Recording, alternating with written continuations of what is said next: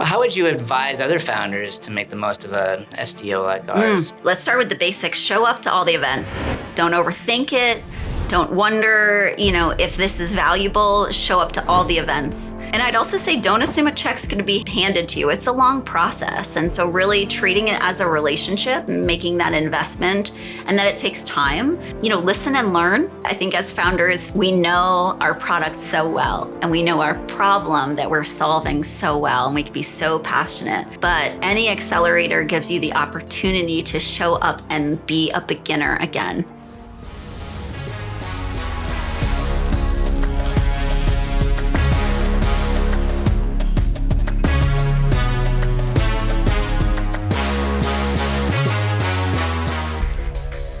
Welcome to Forging the Future. In today's episode, we are thrilled to welcome Kim Bach, co-founder of Dailyhuman, a platform that's revolutionizing personal and professional development through AI-driven reflective practice. With a background in learning and development and a passion for tackling organizational challenges at their core, Kim shares insights into the evolution of Dailyhuman and into the impactful journey in cultivating soft skills for success. So welcome to the show, Kim. Thanks, Chris. So happy to be here. Yeah, and actually, just to note, our first virtual podcast on Forging the Future. So tell me a little bit about your background and how your previous experiences have led you to entrepreneurship. Well, I've spent the last 25 years leading teams and renovating cultures and really some of the, I think, most challenging work environments. And my background is in learning and development, and I quickly became an executive in human resources. And when that's your role in the corner office, most of the problems end up in your office. And the beautiful thing about problems is that you get really good at solutions. And so after 25 years of seeing these patterns of where does conflict start? Why do we lose good employees? How can we help people be better every day? I started seeing some patterns, and I really wanted to help impact the solution at scale. And I felt that no matter how many people I worked with, hired, trainings I did, people I coached, I couldn't impact enough people. And so I left and joined Dailyhuman, and we're on a mission to really scale the solutions that we're all actually talking about, which is how do we develop these human skills? So Kim, after 25 years of in-org development, what were some of the challenges that you witnessed through your career? I noticed a lot of the foundational skills that we rely on to resolve conflict and to connect with others and to get better every day. The solutions that we were giving people weren't really resulting in a change in behavior. So we'd invest in training programs, and we'd hire consultants, and we would, provide mentors and coaching. And no matter how much information we gave people, it didn't actually change how we showed up every day. And I think that this is like a very common experience for leaders. We're like, is this a skill problem? Yes. Well, then let's teach them by giving them more information, and let's put it on repeat. And hopefully through osmosis, they will actually change. And in the end, what I saw is that it either took a lot of time, a lot of resources, or it just landed as a nice aspiration, but we never really did a whole lot different after those trainings. And so I spent a lot of time figuring out what's the underlying cause and how do people actually change their behavior. And that's really what I've become an expert in. Very interesting. And then even now with work from home and work from anywhere, it's even more of a challenge, right? To make that kind of connection. Absolutely. And we're all relearning our old structures for connecting and learning are actually extinct. And so our tools haven't caught up yet. And that's why I decided to become a part of Dailyhuman. So you're a co-founder of Dailyhuman. How did you and Josh actually come together? So Josh has a pretty deep experience in tech. He is a repeat founder with a successful exit. And when he was building Dailyhuman, he realized he needed an operator. And so I'm really the practitioner, and I've been, again, living the experiences the challenges that most leaders have. And so he really sought out the balance and the person who had been experiencing the problems that he saw and had the tech solution for, but really wanted to integrate what I knew into what tech can now do. And so we went to college together actually 30 years ago, and reconnected when I was out there looking for my next opportunity. I left my 25-year career as an executive and a leader and was looking for a few things. One, I really wanted to swim upstream. Like, where are these problems starting? Can I get involved sooner before it's too late? The relationship is damaged and the potential has already been missed. And I really wanted to work with a mission-driven company. So I wanted it to be heart-centered. I wanted it to be relationship-centered. And Josh fit the bill.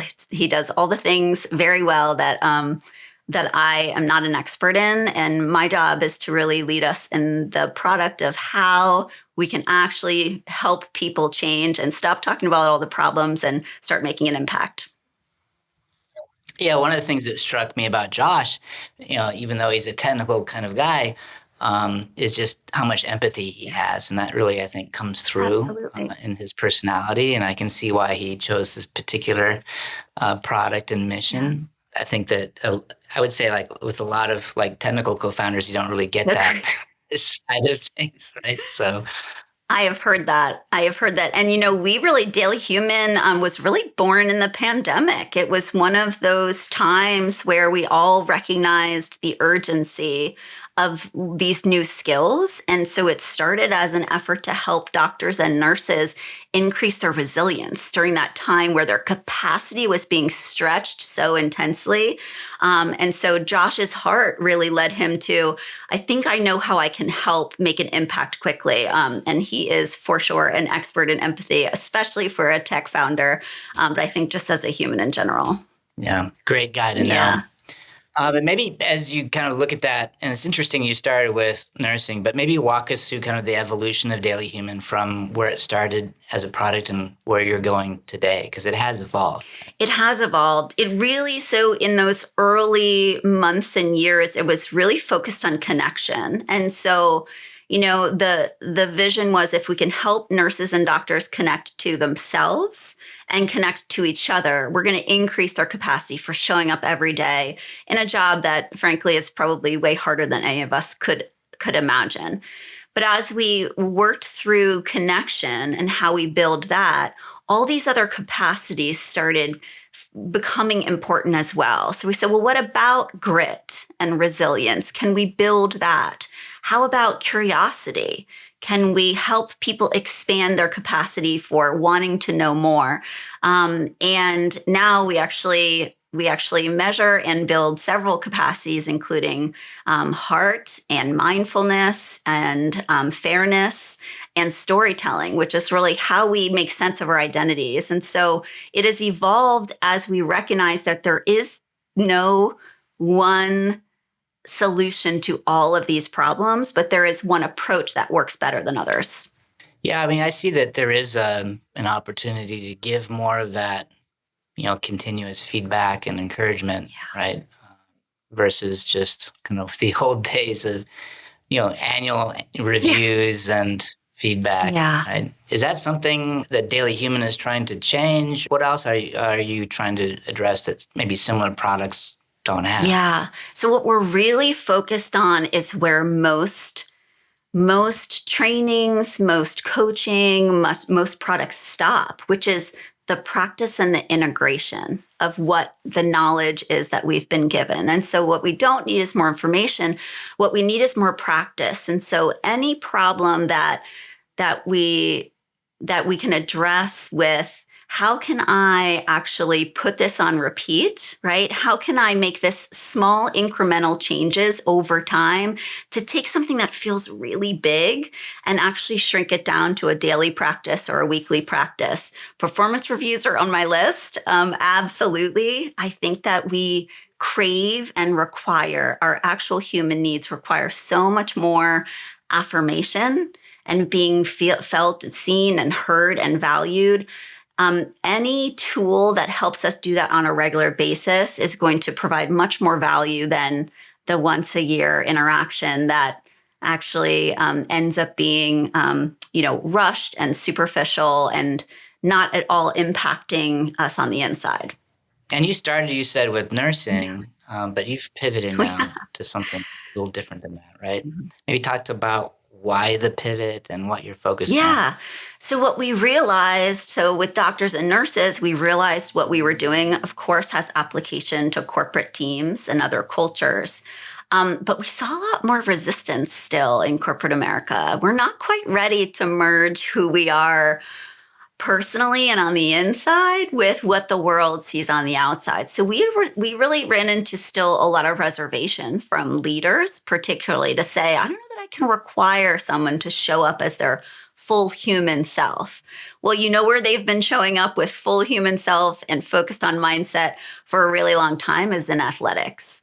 Sports and coaches and athletes have long understood that what's happening inside of you has a direct correlation to the results you're trying to produce. And so we found ourselves gaining tremendous momentum in sports. And we actually just finished our pilot with one of our partners that was prepped for the NFL Combine. And what's exciting for us is we all understand like these are elite athletes who need to be really focused on and refining how they show up every day. But it's not that different than what a cancer patient has to prepare for when they're going through treatment or surgery. And so as we really found a home in athletics and working on mindsets with athletes, that led to all these other applications where we're all trying to say, maybe I don't need to learn more stuff. Maybe I just need to expand my capacity. Maybe I just need to figure out how to have more good days and raise the water level of my bad days. And that application is across the board helpful for all of us, but we're focusing on athletics and also actual coaches who focus on mindset. So anyone who's been teaching, writing books, and they're wondering, why aren't the masses living differently? Well, that's where we come in because we help people practice and integrate what they're being told. Interesting. Yeah. So is it like live feedback, or are you using some type of, AI coaching, or how are you accomplishing this? So we like to think of Dailyhuman as your AI coach. We build and measure those skills, but it's mostly through reflective learning and integration. And so what happens on our platform is you are offered a prompt that helps you reflect on an experience that we know has an element of grit or heart to it, whatever the capacity is you're trying to build. How we use AI is, it helps us to custom respond to what someone shares. And so we've all had that experience where you've like put your heart on the line, you've told the story that is important to your identity, something difficult you've made it through or something you're proud of. And what that person says back to you helps to impact whether you're going to share that again and how that experience shapes your ability to connect and reflect again. And we often fumble the ball here. Most of us don't know what to say, but we can train AI to be the perfect coach in that moment. We actually modeled it initially. We call it's Coach Daily, but we initially really modeled it after like, what would I say in my best moment on my best day when someone shares something about their story with me? And I can't tell you how many of us skip over the need for that affirmation. So you get an affirmation back. We have guardrails. We have ways we can help you improve your response. But the key is really in the repetition, and how we make meaning of our life really ends up being reflected in our behaviors. So AI is a huge part of it. It allows us to do it better, really, than most of us are capable of on our own. Well, maybe give me some examples of how those prompts or exercises actually work, and how does a user engage with the platform to develop those skills? Yeah. All right. So we'll take the example of the NFL readiness mindset lab, which is what we put through 30 of the top collegiate football players through. It was really designed after what the scouts have been asking players for decades, but they're asking with their yellow notepad and they're observing and they don't have a lot of time. And so we had to put that on fast forward. And so, the first question in that mindset lab is actually, when did you first realize you were special? When did you first realize you had this talent, and how did it shift how you saw yourself and how others saw you? I mean, most athletes have never been asked that question, but how you answer it is very revealing. So not only are we helping to coach these athletes on how to answer that question because you're listening to yourself. Not only are the scouts listening, but you're listening to yourself. But we also actually can provide measurement that says, listen, when you answer this question, the amount of grit that you demonstrated, the resilience in your answer, top of your capacity. But when you were asked a similar question about your money mindset, we saw your resilience drop. And so how can we raise those water levels? We all know that measurement's motivation. And up until now, we really haven't been able to measure the intangibles. And that's what we're really excited about. That's interesting. How did the athletes react to this, tool, this test that you did? I guess they were college students, right? So maybe a little more tech savvy than maybe some in the NFL right now. What was their reaction? Oh, I think the same reaction we would all feel when someone finally asked you the question that no one else has asked. That is really important to how you feel out on that field or in the office or in your team. Everyone who participates in a mindset lab is surprisingly forthcoming and very self-aware, actually. You can hear people and feel people working through the answer. And with the guide of AI, we actually can help them answer it in a better way than they ever have before. It felt to observe like they were mining their inner world for the first time, but they were doing it with the guidance of a qualified coach. This isn't therapy. This is much more like the Socratic method, where we ask the question and you do the learning and the integration on your own.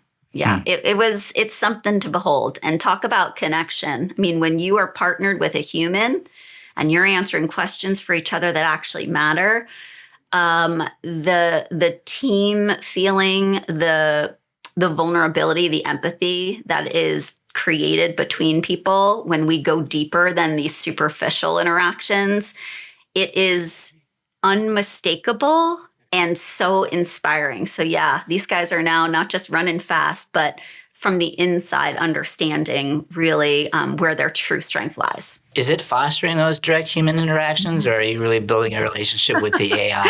It is. So AI is the guide, which is why we call it the coach. But most of our mindset labs, you're actually partnered with another human who is a part of your team. And that is a part of it. So there's modeling and there's connection happening on all these levels. But AI is there as the coach. The coach hosts the practice, decides what drills you're going to run, gives you feedback, tells you how to improve, and measures the results. And that's the role that AI plays for us. But it's the humans on the team with you who actually impact you the most. And I think as we all get better at this together, can impact you for the positive, as opposed to perhaps the draining human interactions that, many of us tend to avoid. Well, I think that's really the key with AI as we're trying to figure out how to best use it. That it's not just something that stands on its own and replaces people and does its own thing, but how do we actually leverage it just like we have any other tool, like a word processor or a database or something like that, to basically make things even better. Absolutely. Right? I love that view. Yeah. I refuse to be afraid only of this potential. I think the humans are driving it. And I really believe in the potential of humans more than anything else. So I've seen for us nothing but positive impact using AI. I mean, I can only coach 50 people in like a year with it's just me, but I can create an AI coach and I can coach 1 million. So Kim, as a founder who's been through the Softeq Venture Studio, maybe you can share some of your experience working with the SDO or startup development organization such as ours. Oh gosh, it's hard to imagine where we would be without the Venture Studio. It's one thing to have a vision of the future and to really have the experience, to be an expert in your field. But to take that and create a business out of it is an entirely different skill set. And I will just speak for myself, as an operator, I'm a first-time founder.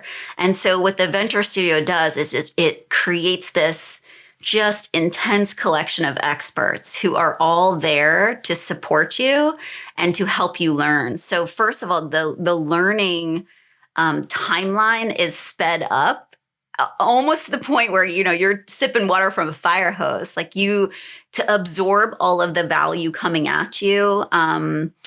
And to, be able to act quickly on it was, the time alone, from the time you save and how much faster we found our product market fit, I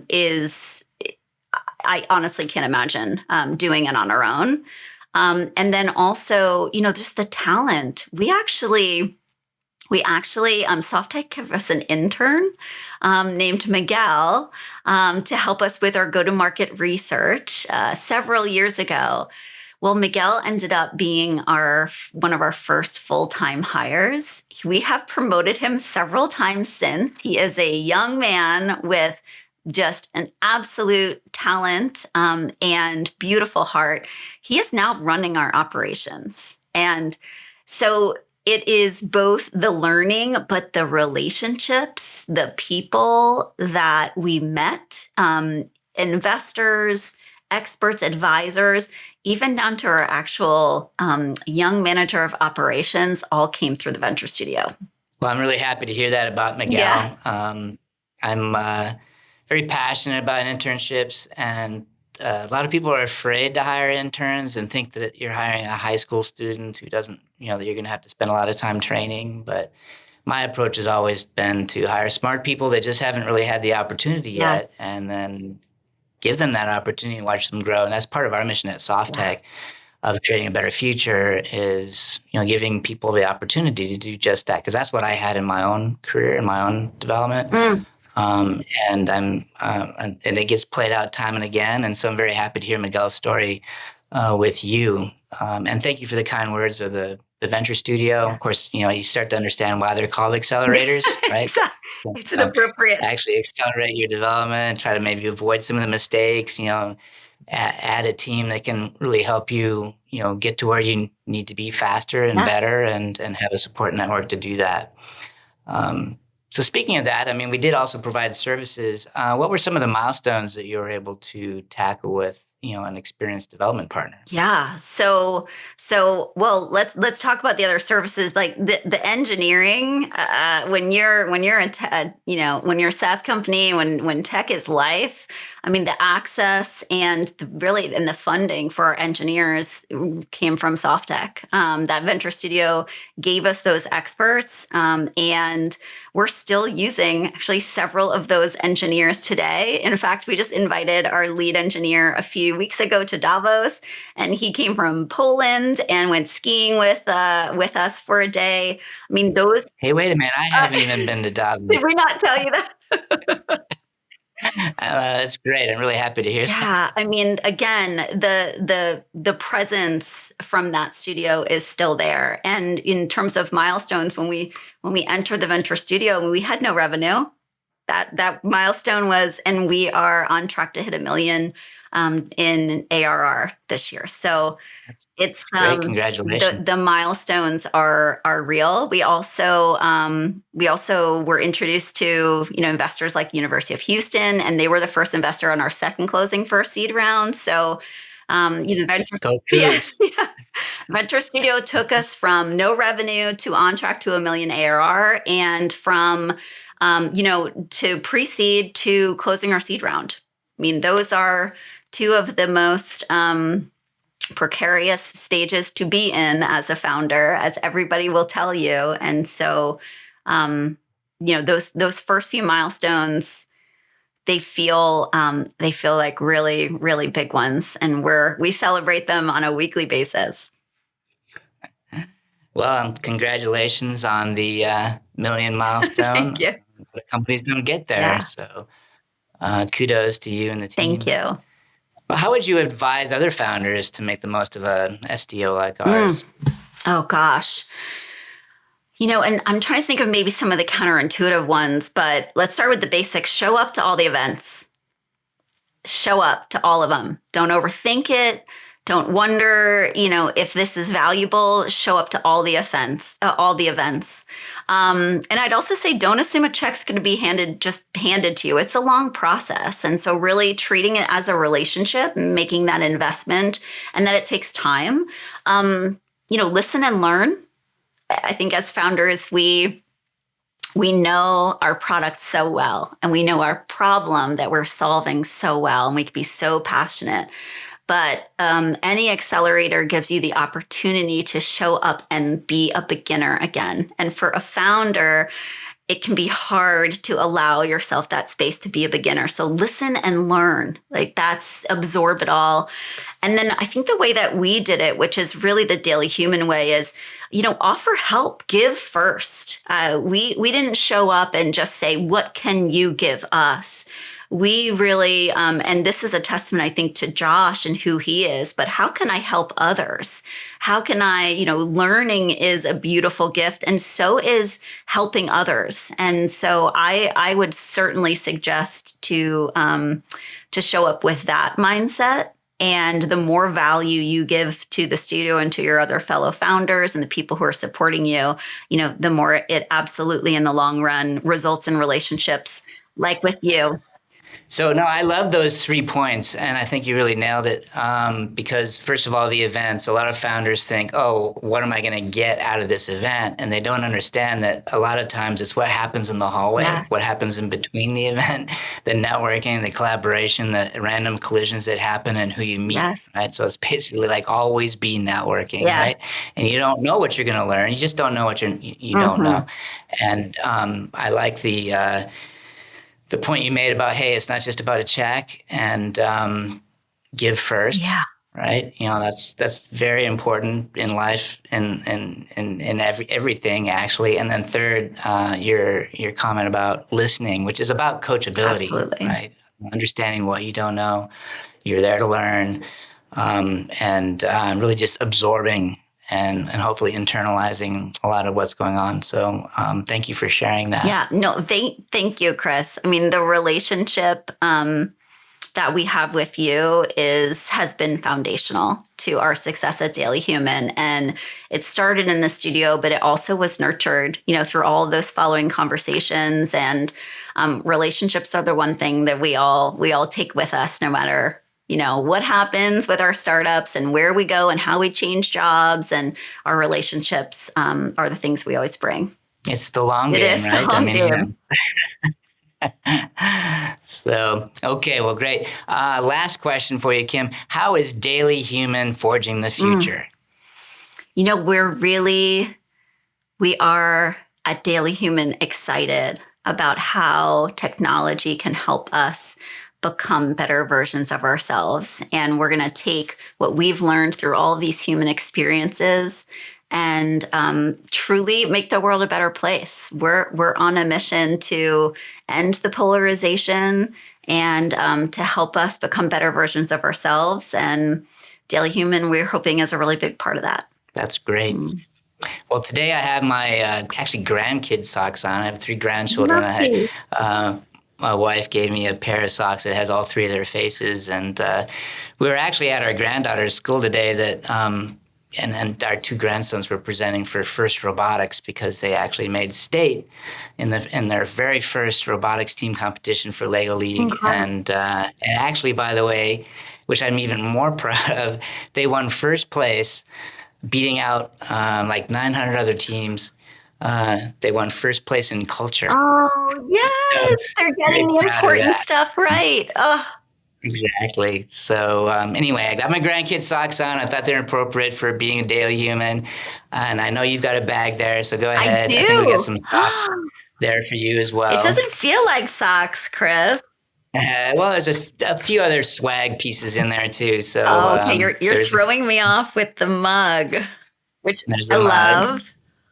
Mm-hmm. I'm not wearing socks right now, so this is and I have Wonder Woman socks. There you go. You're a Wonder Woman. Thank you.